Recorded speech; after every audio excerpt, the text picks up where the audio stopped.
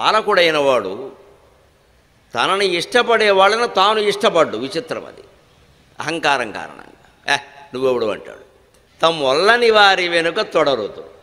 తామంటే ఇష్టం లేని వారి వాళ్ళ గారు పరిగెడతారు. ఎందుకంటే ఈయనకు ఆయనతో ఏదో అవసరాలు ఉన్నాయి. అంతకంటే హస్తినాపురానికి రాజువైన, రాజధానికి రాజువైన ఓ చక్రవర్తి, ధృతరాష్ట్ర మహారాజా, కాస్త వినవయ్యా, ఎప్పుడు పాలన బావులంటే మనల్ని ఎవరు ఇష్టపడుతున్నారో చూసుకోవాలి.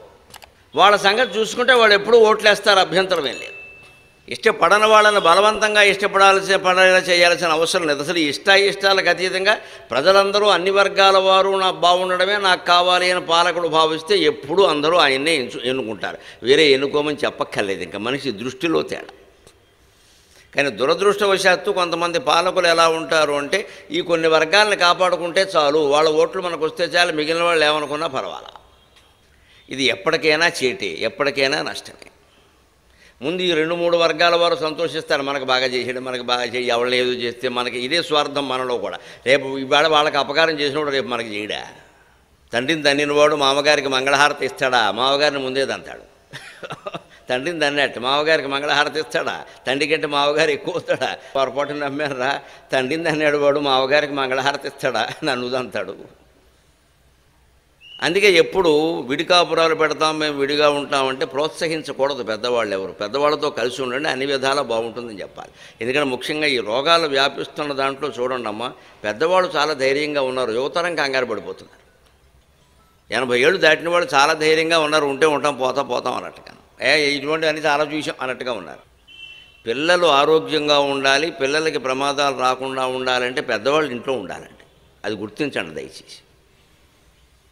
ఇంట్లో ఉండాలి. వాళ్ళు చిన్నపిల్లలకి జ్వరం వచ్చినా దగ్గు వచ్చినా ఏం చేయాలో అమ్మమ్మో నాయనమ్మో తాతయ్యో చెబుతారు. వాళ్ళు చెప్తారు ఖచ్చితంగా, ఇది బోర్డు చూసాం ఇటువంటివి, మా మనవరాలకు రాలేదు, నాకే వచ్చింది, మా అమ్మ ఏం చేసింది తెలుసా అని వంటింట్లోకి వెళ్ళి ఓ మందు పట్టుకొస్తారు.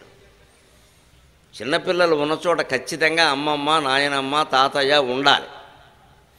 వాళ్ళు ధైర్యం చెబుతారు వెంటనే. అసలు రాత్రి వీళ్ళు నిద్ర పట్టక వీళ్ళని బాధ పెడుతుంటే, నేను చూస్తాను లేవే, నువ్వు పడుకో, పొద్దున్న లేస్తే బోళ్ళు పని చేయాలి మళ్ళీ అని కోడలను కానీ కూతుర్ని కానీ ఎవరినైనా ఆ భేదమే ఉండదండి. పెద్దవాళ్ళకి పడుకోబెట్టేసి వీళ్ళు చూస్తారు, నేను పొద్దున్న పడుకుంటానులే పర్లేదు నువ్వు పడుకో అని. ఆ పెద్దవాళ్ళ కౌగిట్లోకి వెళ్ళగానే ఎందుకో వీళ్ళు హాయిగా పడుకుంటారు ఈ పిల్లలు. ఎందుకంటే ఆ ప్రేమ అంతే, ఇది నిష్కల్మషమైన ప్రేమ. అందుకని ఎప్పుడు యువతరమైనా ఎవరైనా ఎలా ఆలోచించాలంటే, మనల్ని ఇష్టపడుతున్న వాళ్ళు ఉన్నారు ఇంట్లో, పెద్దవాళ్ళు వాళ్ళు ఉంటే మనకు మంచిదే కదా. లేని వాళ్ళ కోసం ఎందుకు తాపత్రయపడడం? స్నేహితులతో తిరగాలని తాపత్రయపడతాడు 25 ఏళ్ల కుర్రాడు. తల్లిదండ్రికి కాసేపు ఇంట్లో ఉండరా అంటే ఉండడు. ఇదే నెమ్మి గలవారి నొల్లరు తమ్మొల్లని వారి వెనక తగులుతురు. కాస్త ఇంట్లో ఉండరా, నీకు ఏదైనా చేసి పెడతాడు. ఫ్రెండ్స్ పార్టీ అమ్మా, నేను వెళ్ళిపోతున్నా, రాత్రి వస్తానో రానో అంటాడు. ఆ పార్టీలో ఏం జరుగుతుందో తెలియదు, తల్లికి కంగారు, తండ్రికి కంగారు. చివరికి తల్లిదండ్రులు కొంతమంది తెగించి ఆ పార్టీ ఏదో ఎక్కడ చేసుకోరా అంటున్నారు. వీళ్ళు శుభ్రంగా ఎక్కడే తాగుతున్నారు కూర్చొని. రకరకాలుగా పరిణామాలు జరుగుతున్నాయి చూడు. ఇదంతా ఎందుకు వస్తుంది అంటే, లోకంలో ఎప్పుడు ఇష్టాలకి ప్రాధాన్యం ఇవ్వడం వల్ల. ఇష్టం కాకుండా ధర్మానికి మనం ప్రాధాన్యం ఇస్తే ఇలా జరగదు. ఏది ధర్మమో ఆలోచిస్తే ప్రతి వ్యక్తికి వెంటనే తెలిసిపోతుంది. వాళ్ళ తల్లిదండ్రులతో ఉండడం ధర్మమా, బయటికి వెళ్ళడం ధర్మమా. పుట్టినరోజు నాడు తల్లిదండ్రులతో గడపడం ధర్మం అండి, బయటికి వెళ్ళడం ధర్మం ఎలా అవుతుందండి? నాకు అర్థం కాదు. అంటే అర్థమైపోతుంది ఏమిటో. ఎక్కడ మనకు పుట్టుకనిచ్చిన తల్లి తండ్రి వాళ్ళ దగ్గర ఉండాలి కదా. లేదు జగత్తుకందరికీ పుట్టుకనిచ్చినవాడు భగవంతుడు వెంకటేశ్వర స్వామి, ఆయన దగ్గర ఉండాలి కదా. ఫ్రెండ్స్తో పార్టీలో ఎలా ఉంటామండి? పుట్టినరోజు వేడుకంటే స్నేహితులతో కలిసి విందులు వినోదాలు చేసుకుంటున్నామంటే పుట్టినరోజు వ్యర్థం చేసాం మనం.